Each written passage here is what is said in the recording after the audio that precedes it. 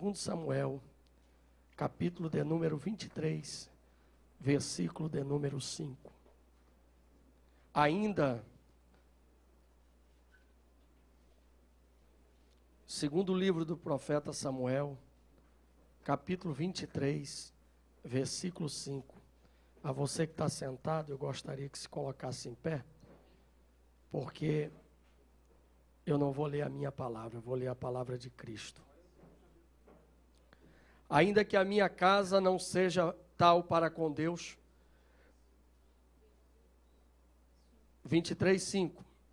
Ainda que a minha casa não seja tal para com Deus, contudo estabeleceu comigo uma aliança eterna, que em tudo será bem ordenada e guardado, pois toda a minha salvação e todo o meu prazer está nele, apesar de que ainda não...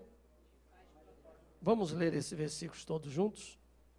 Ainda que a minha casa não seja tal para com Deus, contudo estabeleceu comigo um concerto eterno, que em tudo será ordenado e guardado, pois toda a minha salvação e todo o meu prazer estão nele, apesar de que ainda não faz brotar.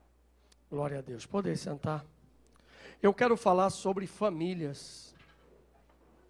A nossa lição da escola dominical tem tratado muito essa questão de relacionamento.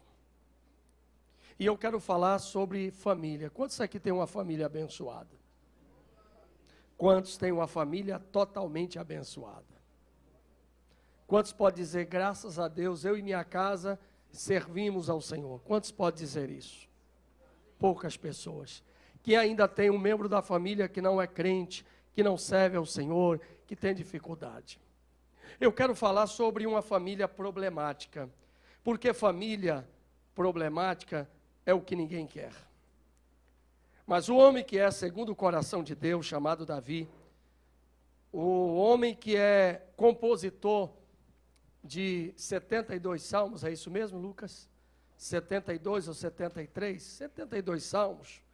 Ele que é tido como o melhor rei de Israel e conhecido na história. Davi não foi uma lenda, Davi foi realmente um herói. E lá está o museu de Davi, a história de Davi. E Davi foi um homem que, segundo o coração de Deus, escolhido pelo Senhor, o que nós não tiramos o seu mérito. Mas existem algumas questões que nós podemos averiguar e chegar à seguinte conclusão.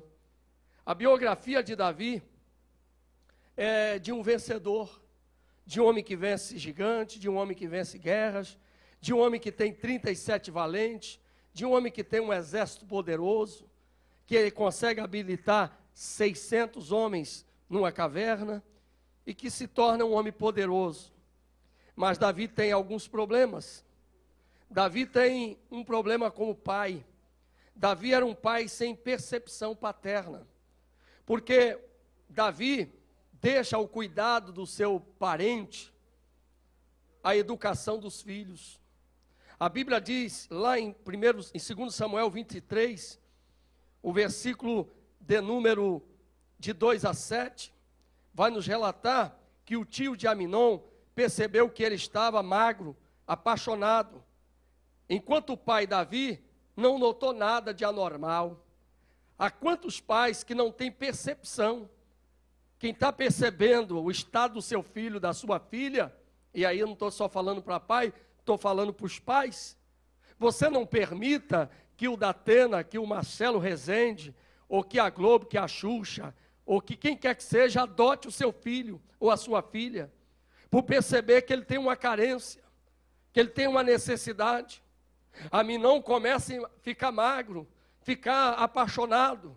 E você sabe que, você que é pai, que é mãe, quando a menina fica adolescente, ou quando o menino fica adolescente, que começa a brotar algumas espinhas no rosto, você já tem que ficar de olho nele, de olho nela, para dar alguns toques, para dizer, olha, cuidado lá na escola, cuidado lá no seu curso. Agora mesmo eu fiquei assistindo no domingo que fizeram agora uma boneca, uma menina digital, para pegar aqueles que vivem na rede, não é, tratando da pedofilia, aqueles que vivem na rede, assediando crianças. Tem sido denunciado constantemente professores, tem sido denunciado pessoas dentro da família que cometem tal pecado, tal situação, levando uma família a uma desgraça. Então você tem que perceber a atitude dos seus filhos, ou do seu filho, ou da sua filha, se chega em casa de forma estranha. Você deve ter esse cuidado. Davi era um pai sem percepção paterna. Ele simplesmente, ele começa a ver aquela situação e deixa correr à solta. Não, enquanto o tio de Aminon percebe, diz a Bíblia, e Aminon ficou angustiado, a ponto de adoecer, por causa da sua meia-irmã Tamar, pois ela era virgem e parecia-lhe impossível aproximar-se dela. Quer dizer, não podia ele se apaixonar pela irmã, mas ele se apaixonou pela irmã. Ele ficou apaixonado pela irmã e o tio então dá a ele um conselho. O tio faz com que ele cumpra o seu mau intento. Quantas vezes os maus conselheiros têm se apresentado na frente dos seus filhos? Irmãos, e hoje está difícil. Está difícil, as professoras e os professores que temos aqui na igreja têm enfrentado uma barra muito grande. Porque hoje eu venho para denunciar e dizer que o homossexualismo não é mais uma prática vista como há 4, 5 anos atrás, como era vista. Agora faz parte da cultura, é patrocinado pelo governo federal, pelo governo municipal, pelo governo estadual. Existe agora uma revista, exatamente, estão querendo tirar, não é, das escolas o dia do pai, o dia da mãe, porque não pode ter.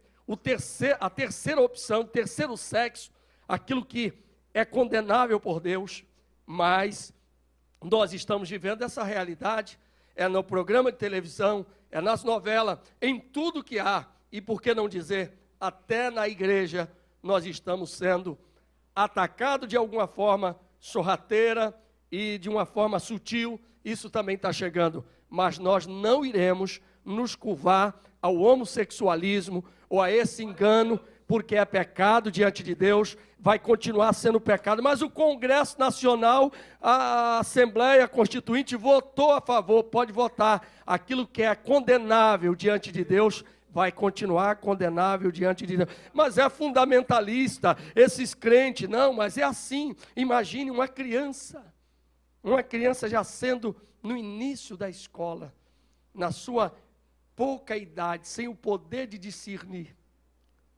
E aí, semana agora, eu parei meu carro, estava aqui na Tijuca, resolvendo um negócio, parei o carro, e aí eu vi saindo aqueles adolescentes da escola, e o menino falando com aquele jeito, parecendo uma menina. Até algum tempo atrás, as pessoas riam e zombavam. Na verdade, eu me compadeço de um pai, de uma mãe, que vive esse drama. Nós não temos que odiar, nem perseguir, nem falar mal de tais pessoas. Nós temos que amá-las no amor do Senhor Jesus, mostrando que Jesus ama o homossexual, mas ele odeia a prática do homossexualismo. Deus odeia o pecado, e a igreja também deve odiar. Amém, igreja? Nós estamos na internet, ainda que alguém diga que amanhã eu possa ser processado por estar falando isso, mas a Constituição diz que eu tenho o direito de livre expressão e eu tenho o direito de protestar, assim como eles têm o direito de ir fazer uma passeata e dizer que isso é normal, que isso é bonito, mas se você vê o estado deplorável de alguém que chega a uma idade, até a uma idade mesmo já avançada, você vê a situação triste e decadente de um ser humano. Eu louvei a Deus pelo testemunho do pastor Robson, que vai voltar aqui para dar o testemunho de como Jesus transformou ele. Aí você diz, pastor, mas ele ainda tem um jeitinho. Irmão, é porque você não conheceu da onde realmente ele saiu. Ele está transformado e liberto. O homem tem 4 filhos e é assumido diante de Deus, e eu o acompanho há 15 anos. Ah, pastor, mas, irmão, quem julga é o Senhor.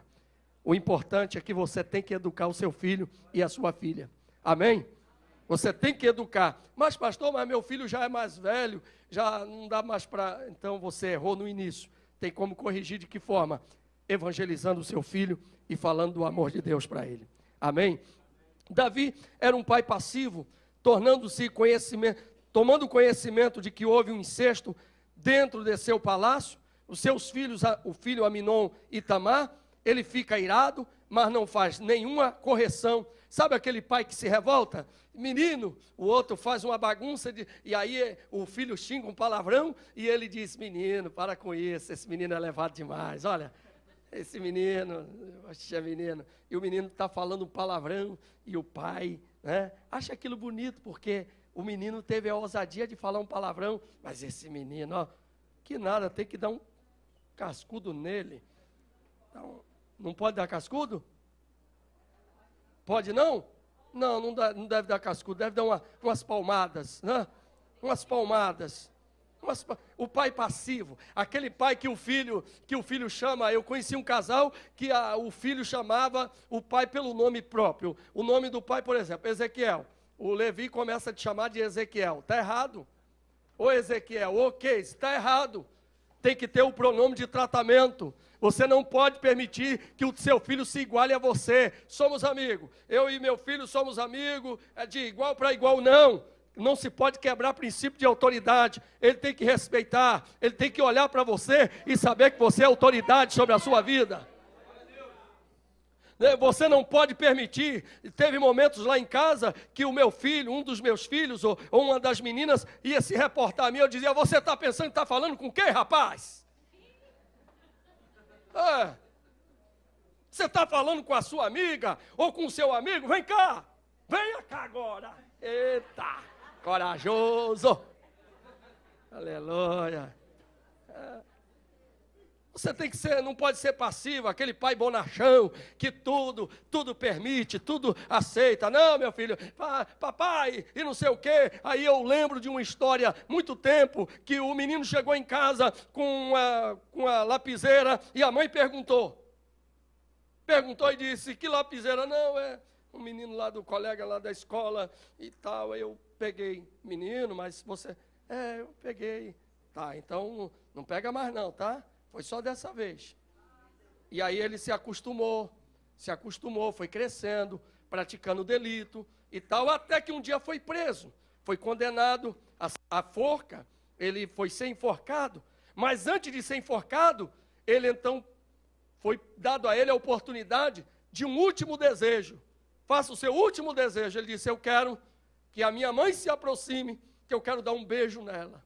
A mãe muito triste, porque agora ia perder o filho para a forca, e quando ela se aproximou, ele dá uma dentada no nariz dela, e ela grita, e todo mundo fica pensando, que homem mau, e depois que ele dá a dentada, ele diz, é para a senhora sentir, que se a senhora tivesse me corrigido, naquele dia que eu cheguei com a lapiseira, naquele dia, se a senhora tivesse me repreendido, poderia ter provocado uma dor, como esta que eu estou lhe provocando, mas eu não teria perdido a minha vida.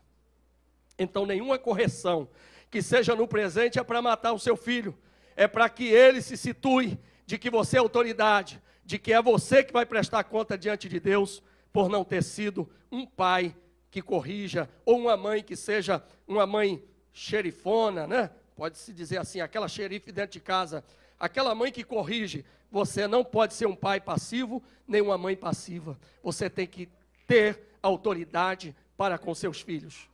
Eu não aceito, e eu acho que uma moça que pensa em casar, um rapaz que pensa em casar, se ele grita com o pai, se ele grita com a mãe, e se ele não respeita, não vai respeitar você, a menina que vai se casar, nem o menino que vai se casar, ninguém respeita. Então quer casar com a moça, primeiro, faça uma visita na casa dela, e veja o tratamento, ainda que seja de repente, tem que ver o tratamento dela para com o pai e para com a mãe. Se trata de qualquer jeito, se não tem obediência, se não tem critério, e por outro lado o pai ou a mãe que simplesmente deixa a vida levar de qualquer jeito. Não, tu não quer aprender aqui, tu vai aprender depois. Economize. Há uns que erram para aprender e há outros que aprendem para não errar. Seja essa segunda opção. aprenda para não errar. Eu sei que essa mensagem é uma mensagem pastoral, é uma mensagem que não vai despertar em você muito sentido, porque alguns aqui não são pais, são filhos, mas eu vou bater tanto em pai e mãe quanto em filho nessa manhã. Se prepara aí que o cinto tá tinindo. Davi é um pai indiferente. Diga comigo, Davi, um pai sem percepção paterna. Davi, um pai passivo. Davi, um pai indiferente. Aminon comete um incesto. Logo depois, em seguida, há um assassinato. Absalão mata Aminon. Simplesmente pegam Absalão e manda para a casa do avô dele. E aí passa-se 2 anos. 2 anos que o rapaz havia cometido um assassinato. Não foi feito nenhuma reunião. Não foi feito nada assim que pudesse dizer, olha, ele tomou iniciativa. Não, ele se tornou um pai indiferente. Indiferente por essa indiferença, gerou no coração de Absalão uma revolta. Porque toda a pessoa indiferente, ele reproduz pessoas revoltadas em torno de si. Há muitos filhos revoltados. Há muitos filhos. Eu conheci uma pessoa que disse, olha, de tanto indiferença que eu recebi, eu disse, bom, já como não ligam para mim, então eu vou ser um alcoólatra, eu vou ser um viciado. Não, você não pode ser indiferente. O teu filho, a tua filha, precisa da tua atenção. Você precisa tratar ele como ser humano, saber que ele tem problema, tem dificuldade. Não deixe que o traficante adote o seu filho, nem que a prostituta adote a sua filha, porque você, mãe, você, pai, tem responsabilidade diante de Deus. É tão triste a pessoa contar o problema por amigo que não tem condição de dar o conselho e esconde do pai e da mãe. Eu disse sempre para os meus filhos, olha, primeiro Deus é o seu amigo, depois é seu pai. Qualquer problema, conte comigo. Chega para mim e fala, conta, porque a pior coisa é quando um filho não sente segurança nem garantia de poder se abrir com o pai. Porque é indiferente, está falando. Eu aprendi, ela me deu um livro há muito tempo, eu era itinerante, saía pregando. Eu tinha uma agenda de segunda a segunda, né? Pregando, eu chegava em casa com as malas, pegava aquelas malas, ela colocava novas roupas, e eu pegava avião, ia viajar, estava pregando direto. Teve dias de eu pregar 3 vezes, assim de manhã, tarde e à noite. Eu lembro de uma vez que nós saímos para cantar com a equipe Apocalipse e pregar, nós cantamos, eu pregando e cantando de manhã à tarde. Quando foi à noite, a minha voz pifou, eu tive um estafa.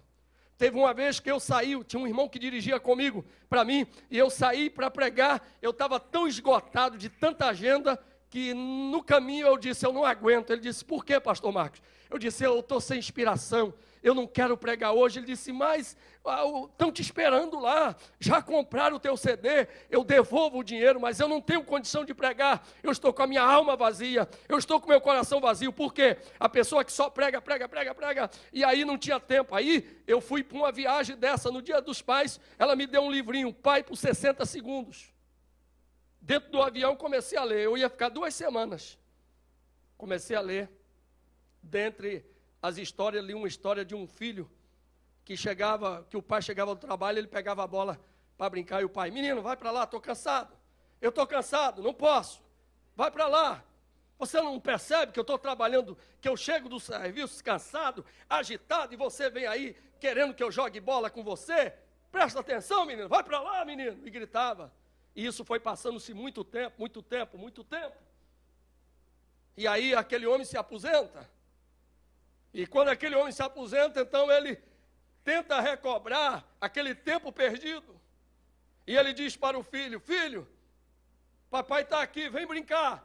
Ele diz, me dá a chave do carro, velhão, coroa. Meus colegas estão lá fora. Mas meu filho, agora... Não, agora mudou, pai. Quando eu queria brincar com o senhor, eu tinha 3, 4, 5 anos. Agora o senhor quer que eu brinque? Eu tenho meus amigos. Qual é, coroa? Fica aí. Curte aí a tua novela, teu filme, e foi embora. Quando eu li essa mensagem, eu digo, opa, eu ia ficar 2 semanas. Preguei sábado e domingo, peguei o avião. Ela disse, mas de volta não. vou ficar em casa. E aí eu mudei o meu ministério. Eu falei, reuni meus filhos e disse, eu não vou ser mais itinerante. Eu vou ser pastor de uma igreja. E vamos começar por nós. E reunimos nós 4, começamos o trabalho, o Ministério Plena Unção. Só para que você entenda, você que está chegando agora na Plena Unção, essa igreja não começou com rebelião. Nós não começamos o nosso ministério porque nós demos calote em igreja dos outros. Nós não se levantamos contra pastor nenhum. Eu não dividi igreja nenhuma. Eu não me levantei contra pastor nenhum. Eu pedi minha carta, saí, não é? E 6 anos depois, quando vim morar na Tijuca, começamos um ministério baseado nesta visão de uma igreja no contexto de família. Por isso que todo mundo que vem para esta igreja, nós valorizamos a questão da família. Você pode ter vindo aqui sem o marido, mas ele vai se converter. Se você veio, a tua esposa não é crente, ela vai se converter. Se o teu filho não é crente, ele vai ser alcançado. Porque a nossa mensagem, ela está voltada para a família. E sabe de uma coisa? Eu acertei, porque teve um dia em que eu começo a entender, eu comecei a entender que era a direção de Deus, porque pastor Eduardo Aragão, eu tinha tanto convite, eu vendia tanto CD, que eu já estava num auge, assim de chegar numa igreja, acabar de pregar, eu lembro de Madre de Deus, acabei de pregar, o pastor disse, pastor Marcos, eu não tenho condição de abençoar o senhor como o senhor pode ser abençoado, mas você vem, eu digo, vou. Ele disse, eu vou te dar R$600, vou te mandar a passagem de avião e R$600. Eu disse, tudo bem. Quando eu chegava na igreja, pastores e irmãos, quando cheguei na igreja para pregar, preguei 3 noites. No domingo, Deus tocou no meu coração e eu disse, pastor, o senhor está em dificuldade, não está? Ele disse, estou, eu vou dar um brado de oferta para abençoar a sua igreja. Quando eu levantei a voz de oferta, entrou a prefeita da cidade de Madre de Deus, interior lá da Bahia, e disse, eu dou 14 mil. Uma mulher só, 14 mil. Aí o pastor olhou para mim e disse, e agora? Naquela tarde, a igreja teve uma arrecadação de 20 mil reais. O pastor disse, você vai levar a metade? Eu disse, não, o senhor vai me abençoar com aquilo que Deus colocar no teu coração. Ele disse, então eu vou te abençoar com 2.500 reais. Eu ia num congresso pregar, Deus abria as portas, eu não precisei negociar meu ministério, eu estava vivendo um momento. Quem é esse abençoado aí? Glória a Deus. Pode vir, filho. Glória a Deus. E o pastor Márcio, glória a Deus, vem para cá, filho. Tentei te ligar essa semana, glória a Deus. Senta aqui, evangelista Márcio, São da ADIG, senta aqui na frente, gente. Vamos dizer que eles são bem-vindos? Paz.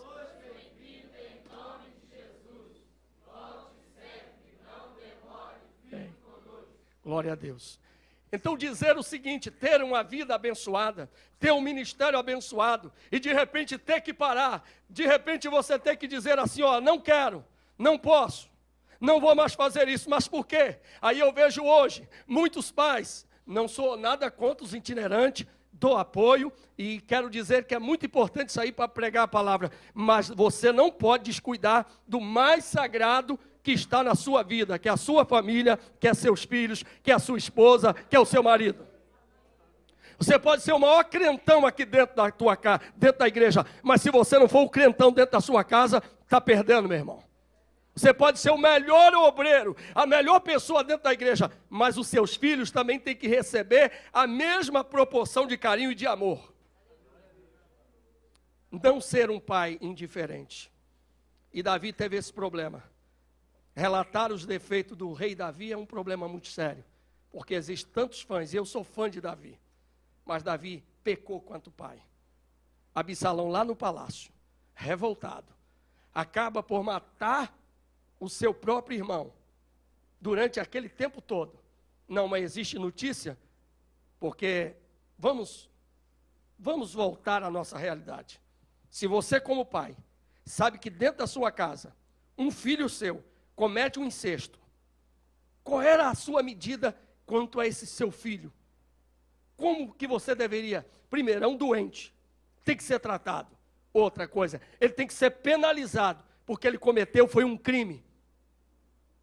Eu fui ajudar um pastor que o filho dele cometeu um crime. E ele está tentando de todas as formas proteger o filho. Eu disse, o teu filho tem que ser preso.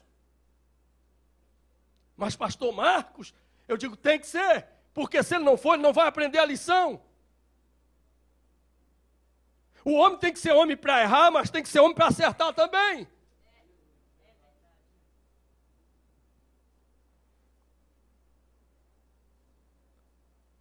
E enquanto se tem dinheiro, se pode comprar muitas coisas. Mas educação não se compra. Ou você investe na educação, ou você ensina a educação, ou você trabalha a educação dos seus filhos. Agora, não adianta ensinar uma coisa e fazer outra. Davi é um pai indiferente. Quarto, Davi era um pai sem disciplina. Uma casa que não tem disciplina, que o menino arrota na mesa. Que o menino fala de boca cheia, papai. O que foi, mamãe? Ainda cuspindo farofa. Mamãe, essa farofa tá fria.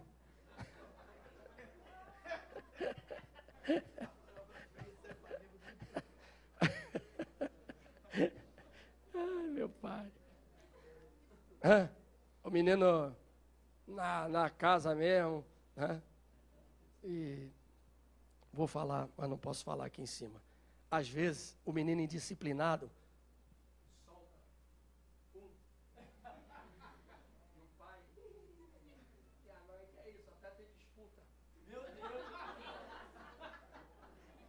eu estou falando de algo, mas que acontece. Sem disciplina. Aí, na hora da festa, foi eu, o pastor, fomos num jantar, veio um pessoal aqui pregar e cantar, e trouxe os 2 filhos e tal, e nós fomos. E quando chegamos lá na churrascaria, aí veio a picanha, tal. Aí o menino pegava a picanha, colocava no copo de Coca-Cola. E aí mastigava aquilo, jogava no prato. Aí vieram a segunda vez aqui. Aí o menino, hoje nós vamos sair para jantar. Eu digo, hoje não. Primeiro, a falta de educação, irmão. Uma criança mal educada, porque o pai não ensinou boa maneira. Aí você quer em 5 minutos, já viu isso? Em 5 minutos ficar repreendendo. Você está ouvindo? Você vai respeitar. Eu estou falando com você, irmão, não adianta. Você tentar corrigir o filho em 5 minutos, aquilo que você a vida toda não ensinou, irmão. Você tem que economizar antes de sair de casa. Não é? Um dia o Levi veio fazer pirraça. Eu chamei a Keise e falei, olha, ele está muito pirracento. Aí agora, quando ele vai lá para casa, ela diz, você tem que obedecer, não fazer pirraça e tal. E ele está lá tranquilo, já está doutrinado, disciplinado, está entrando na doutrina. Aos poucos vai, né? Cheio de mimo, toda a atenção para ele, então você já sabe, fica mal acostumado. Então você tem que ter disciplina. Falo para o pastor Ezequiel, e eu não me meto na educação, e uma coisa que eu aprendi, e não admitia, na hora de eu estar corrigindo meus filhos, alguém, não faz isso não. Irmão, era arrumar um inimigo. Teve uma vez que eu estava corrigindo e tal, não sei o quê. Ó, irmão, só um instantinho. Olha só, o filho é meu, eu corrijo, e tu não tem nada a ver com isso, entendeu? Tu não se mete nesse terreno aqui não, rapaz. Vai para lá, rapaz. Que isso, está nervoso? Você não sabe o que é ser criado sem pai e sem mãe, rapaz? E agora que eu sou pai, eu tenho que ensinar certo, rapaz. Você não perde em corrigir. A Kézia sofreu na minha mão, teve vezes. Keise também. Eu não sei o quê, eu estou me sentindo escrava, eu não sei o quê, só igreja, colégio, igreja, casa, eu não saio para me divertir com os meus amigos da escola. Dei-lhe um tapa. Aí ela começou a chorar, eu me atraquei com ela, rosto no rosto, ela chorava de um lado, eu chorava de outro. Eu dizia, eu quero que você chore agora, vamos chorar agora para que amanhã eu possa estar feliz com você e você também. Não deixei. Resultado, aí veio o Felipe, igual aquela mosca assim, né? E casou com a minha Kézia. E eu chorei tanto quando a Kézia casou, quando a Casey casou. Eu chorei tanto. Eu queria buscar a Kézia de volta. E o Felipe chorando lá em casa, dizendo, olha o que eu fiz, olha o que eu fiz, eu tirei a filha do conforto do pai. E eu digo, vai, agora tu assume, rapaz. Vai! Então, a disciplina é a melhor coisa. E nunca na vida dos meus genros, em qualquer momento da situação, aqui eu estou com os 2 genros e eu posso falar, de eu me meter na vida do casamento deles. Sabe por que muitos casamentos dos filhos não dão certo? Porque a sogra ou o sogro se mete. Agora tu não gostou, né? Vou repetir. A tua filha casou, já tem filho, mas tu ainda fica querendo achar que a tua adolescente, a tua menininha. Não, você tem que dar responsabilidade. Não adianta. Um dia a Casey foi fazer uma queixa, porque ela tinha colocado um vestido, não sei o quê. Eu percebi na voz. O que está vendo, minha filha? Está meio estranho, não sei o quê. O que eu? Não, Ezequiel. O que tem, Ezequiel? Não, eu coloquei um vestido. Falei, ele disse que o vestido não está legal. Ele está certo, obedeça a ele. Mas o senhor está... Obedeça a ele, porque ele é seu marido e ele sabe bem. Aí pega o telefone aí, passa por Ezequiel. Ezequiel, não dá moleza. Isso aí, irmão. Não dá moleza. Vai mesmo, corrige mesmo isso aí. Nem adianta vir falar comigo, chorar dores, porque eu digo, é o seu marido que responde por você. Algumas coisas eu dou uns toques assim, né? Mas aí eu dou um toque nele, digo, o que tá vendo? Tá, não sei o quê. Um conselho como amigo. Mas me meter na vida não se pode. Então nós temos que ter disciplina. Diga, Davi era um pai sem disciplina. Um pai sem disciplina é aquele que concede tudo, que aceita tudo. Aí depois você vai ficar chorando, reclamando e vai se perpetuando de pai para filho e vai gerando. E daqui a pouco não tem mais respeito. É muito sério isso que eu estou falando. Ao mesmo tempo é engraçado. Mas eu estou falando algo da família. Não é teologia isso não, gente. Isso é conselhos práticos, tá? Porque a gente vive tanta de teologia que o outro quer ilustrar, não é? Quer dizer o nardo, a composição do nardo, que tem tanto, tal, não sei o quê. E vamos para o básico, para o beabá da Bíblia. Aleluia. Davi era um pai sem disciplina. Eu estou só relatando. Os problemas dos filhos de Davi. Primeiro problema, problemas sexuais. Aminon, que significa fiel, filho de Ainoã, estuprou a própria irmã, Tamar, e criou uma cilada para conseguir seduzir Tamar e fazer mal a ela. Olha, problemas sexuais. Eu fico pensando, e aí nós vamos falar de algo que já falamos, o homossexualismo dentro da família.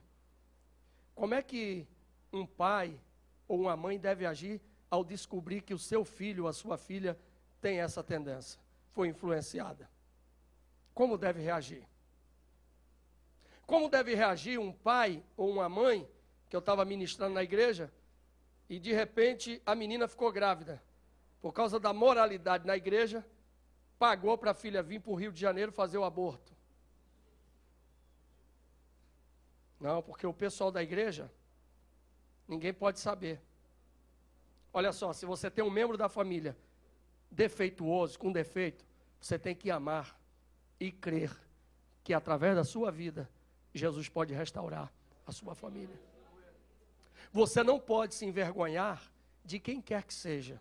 Ainda que alguém tome esse caminho, pastor, e aí eu assisti o testemunho, né, do Paulinho, que hoje é pastor, filho de um pastor da igreja, que era da Deus e Amor, Assembleia de Deus, e ele foi violentado quando era criança, e cresceu já com aquela tendência. Por quê? Porque quando ainda pequeno ele foi abusado.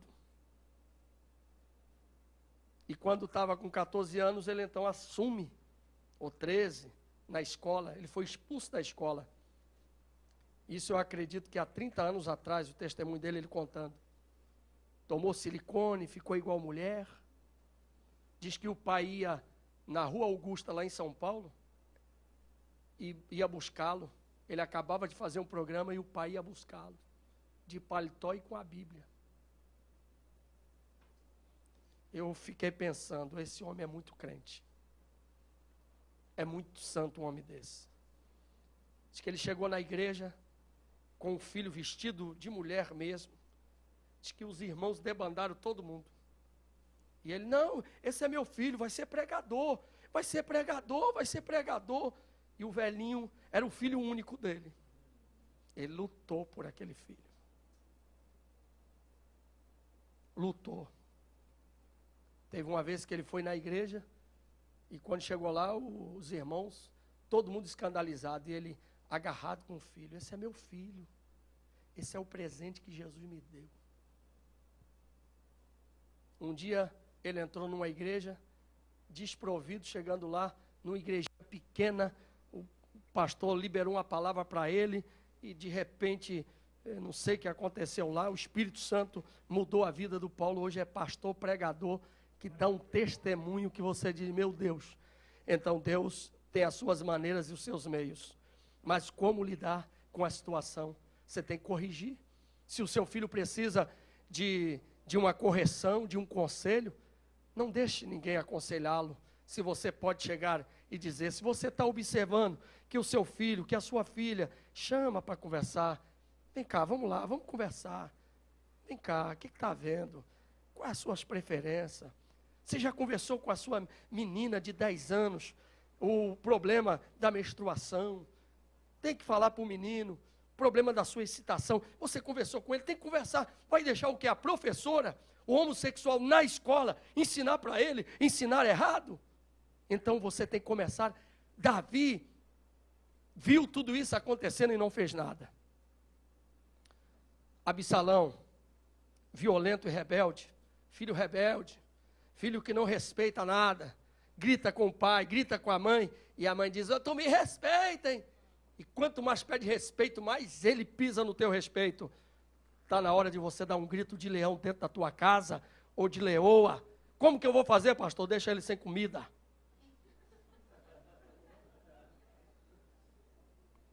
Aquilo que você concede a ele, passa a reter. Para quê? Não, para você aprender a me obedecer, saber que eu sou autoridade sobre sua vida. Não, mas você paga todos os luxos e caprichos dele, então ele continua pisando em você, e você achando que ele é só o teu filho. Esse menino, um dia, quando você casar, tu vai aprender. Não vai não, ele vai continuar achando que a vida é assim. Ele vai reproduzir o que ele faz em casa. O que ele faz com você, pai e mãe, ele vai reproduzir. Por isso que eu louvo a Deus pela vida do Lucas, do Marcos, que eu sei que serão bons esposos. Eu sei. Feliz será a varoa que casar com eles. Esse que vos digo.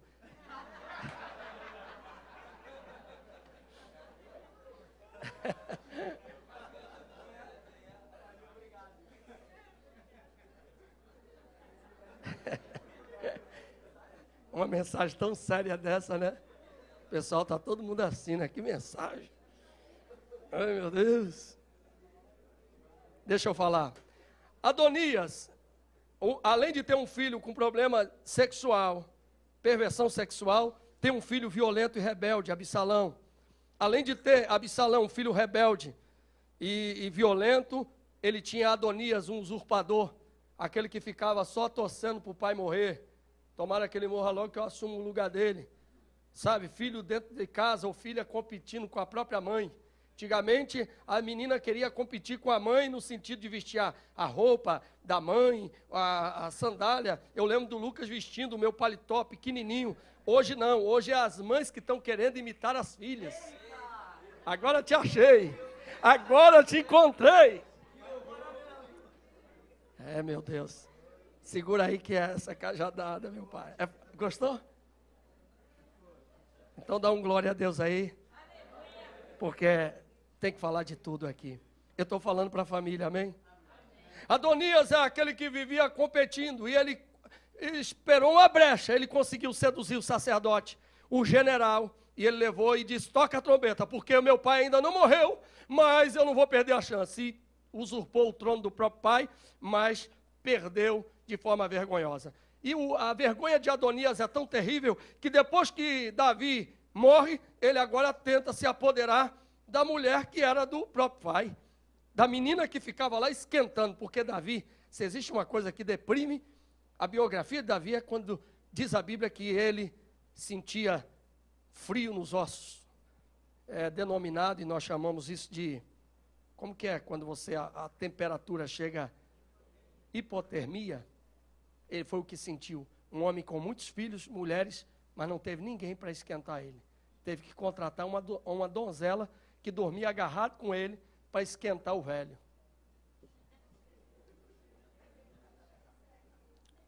É muito triste isso, se você olhar isso no âmbito da família. Eu estou falando de um homem que tinha problema na família. Porque não tem uma filha, não tem um filho. Porque não pense você que tem nada de sexo aí, não. Ele era um ancião, ele só precisava de sentir a temperatura do corpo. Porque ele sentia, não é? Sentia frio. E o frio, e aí uma menina fogosa estava lá, abraçadinho com o velhinho, e Adonias de olho nela. Disse, ele vai morrer. Imagine, eu estou falando do caráter dos filhos que Davi consegue gerar. Aí ele tem Salomão, eu estou falando dos filhos, tem outros filhos de Davi. Eu estou falando dos filhos principais. Salomão é um menino que é pacífico, é filho de Betseba, vive ali nos arredores, vendo tudo aquilo, mas numa mesma família há um filho que se destaca. Há um filho, eu quero te dizer que nem de todos, mas há um lá na tua casa que o Senhor resolveu chamar para ser bênção na tua vida e fazer a diferença de forma tremenda. Foi por causa de Salomão que o rei Davi recebeu a sua melhor paga, porque através do reinado de Salomão foi feito boas alianças. E aí eu não vou falar também da história de Salomão, que também é triste, mas eu vou falar do lado positivo. Ele, como rei, foi muito inteligente e foi um homem muito bom. Eu quero finalizar falando sobre Tamar, que foi a menina que foi violentada, a princesa, e essa menina sofreu de forma terrível. Essa menina tinha uma beleza, essa menina era uma princesa, mas agora estava marcada profundamente, estava muito triste. Davi não cuida de Tamar. Davi, não há um relato na Bíblia que ele chamou a princesa para conversar. É preciso voltar a se comunicar na família. Tamar é o exemplo do silêncio mórbido que existe dentro da família. Que as pessoas sofrem o drama, mas que ninguém se interessa. Lá na sua família, se tiver uma Tamar, alguém que foi vítima de tantas coisas, você precisa ser o bálsamo para Tamar. Eu quero dar alguns conselhos e vou terminar aqui. 10 conselhos aos pais que não querem errar como o rei Davi. Quem quer esse conselho? Eu quero dar 10 conselhos. Primeiro, não transfira a responsabilidade de educar a seu filho para ninguém. Diga comigo, eu não posso transferir a minha responsabilidade de educar meu filho para alguém. A responsabilidade é sua. Você pode trazer seu filho aqui para a escolinha, tudo bem, mas você deve fazer o trabalho básico. E foi isso que me espantou lá em Jerusalém. Os meninos de 12 anos sendo sabatinados. Eles já crescem com a ideia da lei de Deus introduzida dentro deles. Segundo conselho, seja presente na vida do teu filho ou do seu filho. Seja presente. Como assim, pastor? Não, se você está percebendo. Como é que está presente? Ah, pastor, eu dou presente para ele todo dia. Não é dar presente, é ser presente. Pastor, mas eu dou tudo que o meu filho quer. Está errado, tem que parar de dar tudo. Não dê tudo para ele, dê o necessário. Dê o principal, o quê? A sua presença, a sua convivência. Você trabalha o dia todo, chega em casa, o que você faz? Tem tempo para conversar com seu filho? Ele fica o dia todo na escola, como é que você faz depois? Final de semana, como é que você faz? Ame de uma forma vital. Terceiro conselho, ame de uma forma vital. O que é amar alguém de uma forma vital? O que é isso? O que significa? Como é que eu tenho que amar alguém de forma vital? O que é isso? Alguém pode falar? Hein? Alguém diz assim, ó, o oxigênio é vital. Significa o quê? Essencial. Você precisa amar ele de forma essencial, ele tem que sentir a essência do teu amor. Até em disciplinar, você não está disciplinando com vingança, com ódio. Não, porque meu pai me bateu, então, já como meu pai me bateu, eu não pude bater no meu pai, eu vou bater em você. Então, você está se vingando do seu filho, não é vingança, é disciplina. Quarto conselho, o trate com respeito. Imagine o pai chamando o filho de orelhudo, cabeçudo, ou menino cabeça grande. Pai, o que é? Você vai ali comprar um negócio, leva o boné. Mas, pai, estão chamando eu de cabeçudo. Irmão, não pode tratar com desprezo. Se tem um defeito, não é? Uma deformidade física, você não pode tratar essa criança ou esse filho de forma... E algo me comoveu. Eu fui pregar numa igreja e o menino, o pai dando comida para o menino, e na mesma colher, o menino tinha problema de coordenação motora, mas eu vi o amor daquele pai. Na mesa, uma mesa só tinha autoridade, e o menino, com a coordenação motora, não conseguiria segurar a colher, e babava. E naquele mesmo prato, a mesma colher que dava para o filho, o pai também comia. E eu me senti tão constrangido naquela mesa que aquilo ali me apavorou. Eu disse, ao mesmo tempo me apavorou porque aquilo ali choca. Mas ficou uma lição daquele amor daquele pai. Que coisa linda. Estava nem aí para nós. O negócio dele era alimentar o filho. E o filho dele, com aquele problema, para ele não era problema. Por outro lado, também, em Taubaté, aquele pai que o filho era deficiente físico, ele chamou o filho de topeira na nossa frente. Se isso é uma topeira, esse aleijado é uma topeira. Eu falei, eu não quero ficar na tua casa. Eu não fico na sua casa. Não, queria me tratar bem. Queria me tratar bem, a mim, minha esposa, meus filhos. E tratando mal o filho. Eu encontrei com ele ano passado. Ele disse, pastor, que prazer, porque eu defendi ele na frente do pai. Eu disse, não faça isso, irmão. Não faça isso, pelo amor de Deus. Ah, não quero mais ficar na sua casa. E pedi para sair. E fui para outra casa. Eu estava escalado para pregar 3 dias. Eu falei, eu não quero ficar na casa desse irmão. Como é que ele faz isso com o filho dele? Sabe? Aí voltei lá para pregar. Depois de muitos anos, o rapaz já é um homem formado. E o pai continua cínico na igreja, aquele religioso que vê defeito de todo mundo. Vai para o inferno de cabeça para baixo, pensando que está salvo. Só Jesus. Saiba como protegê-lo sem frustrá-lo. Quantos filhos? Meus filhos, eu nunca disse para ele, ó, você tem que ser pastor. Já disse para você? Já disse para você, Marcos?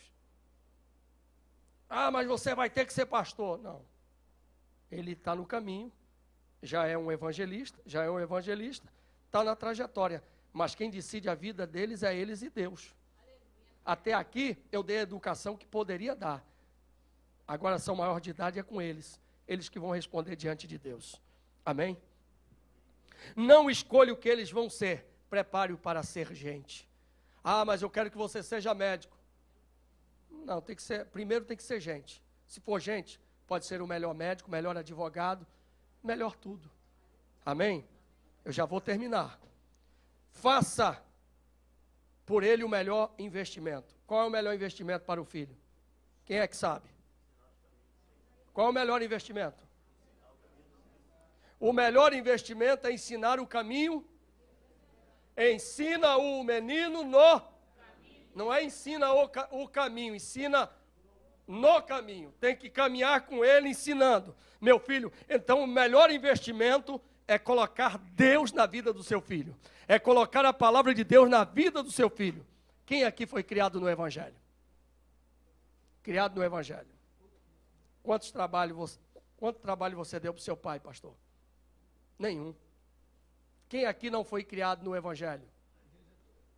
Quem deu trabalho para o pai e para a mãe? Quem deu trabalho para o pai e para a mãe? Quem deu trabalho aí? Quem deu trabalho para o pai e para a mãe? Fica em pé. Só para sair na foto. Quem deu... Ei, Monique, você... Muita gente. Teve gente que não quis nem levantar. Oh, meu pai. Estabeleça uma relação de confiança. Uma pergunta para os pais e mães. O teu filho confia em você? A tua filha confia em você? Teu filho confia em você? Se você não quiser responder agora, responda para você mesmo. Faça uma pergunta básica para ele, olhando nos olhos e diga, você confia em mim, meu filho? Aí ele diz assim, confio. Confio muito. Minha filha, você coloca a mão no fogo por mim? Diz, ai, coloco sim. Claro que sim, coloco no fogo. Coloca uma ou as duas? As duas. Ah, meu Deus. Ensine lições práticas inesquecíveis. Dentre as lições inesquecíveis que eu ensinei para os meus filhos, tem a história do pudim. Você lembra?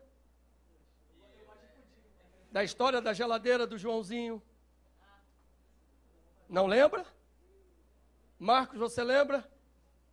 Da história que eu contei, que ele invadiu a geladeira de manhã, não sei o quê, e a boca dele cresceu. Você lembra dessa história? Do chocolate?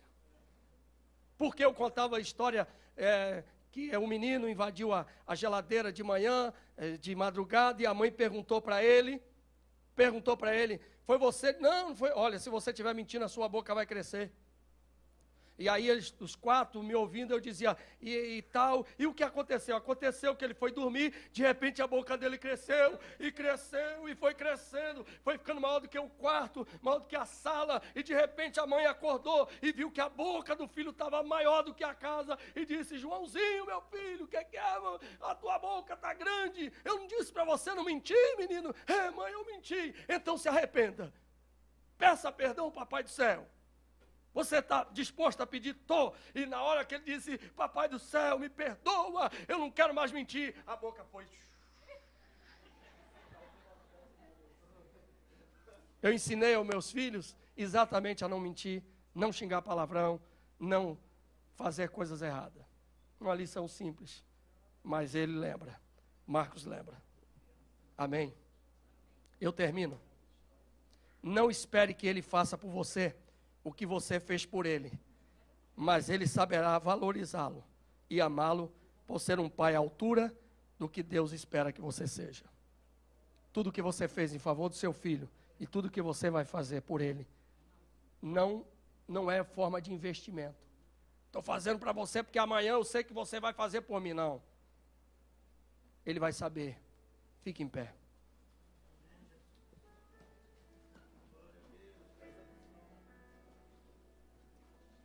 Glória a Deus. Toca, é de Deus.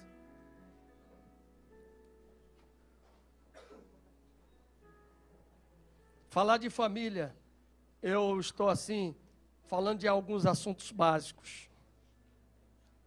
Porque nossa igreja vai crescer, nós vamos para um templo maior. E ontem eu estava pensando, futuramente, na programação dessa igreja vai ter recriação. Recriação vai.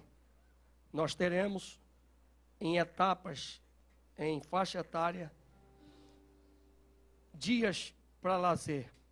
Você vem à igreja, mas vai ter um dia em que nós vamos nos reunir. Adolescente, lá na Assembleia de Deus da DIG, tem um sítio bonito, né? Que leva os adolescentes, faz churrasco, depois vai o pessoal da terceira idade.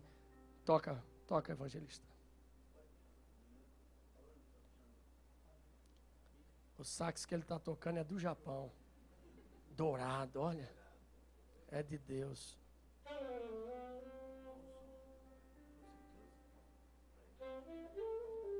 Tem alguém aqui com a família problemática? Eu chamo para que venha à frente. Enquanto o evangelista Márcio está fazendo esse solo, você que está com a família problemática, a minha família, eu preciso representar alguém. Eu quero que você venha à frente. Ajude aqui. Vamos orar pela família.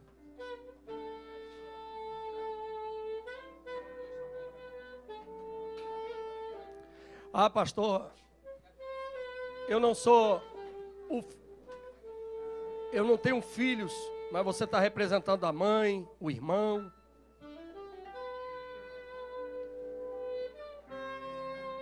Jesus vai salvar, vai fazer um milagre. Glória a Deus.